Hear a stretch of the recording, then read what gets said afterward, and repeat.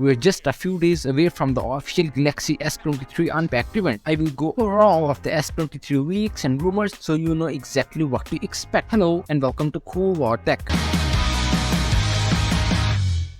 So the S23 Ultra will be released this year. I have seen all of the leaked pictures and models. I can tell that the S23 Ultra matches the S22 Ultra quite closely. As far as I can remember, Apple is also doing the same thing for the past 4 models. Anyway, therefore, there will be only very small updates to the design, perhaps some tiny adjustments here and there. Now what's fascinating is that the triple ring design of the S22 Ultra camera module appears to be making its way to the S23. Now let's talk about the screen. The S23 Ultra display will be 6.8 inches, which is the same as S22 Ultra. Samsung S23 Ultra will be featured with AMOLED technology with the Infinity O cut out at the front, but also it will have the Quad HD Plus resolution and refresh rate of up to 120Hz. As far as we can tell from the leaks, the S23 Ultra will be the only one with the LTPO technology, allowing it to go all the way down to 1Hz, making it more efficient. Apart from that, there hasn't been much progress in terms of improvements. However, there are also reports that the S23 series smartphones will be super bright. I would assume this at least for the S23 Ultra, because the iPhone 14 Pro Max from the last year had a brighter overall display than the S22 Ultra. Now let's have a look at what power the S23 series will have. Based on all of the leaks and rumors, it appears like we will be getting a consistent chipset across the board, which is great news for those of you who are aware of the situation. In the United States, Samsung flagship handsets are typically powered by Qualcomm chipset, so it appears that all S23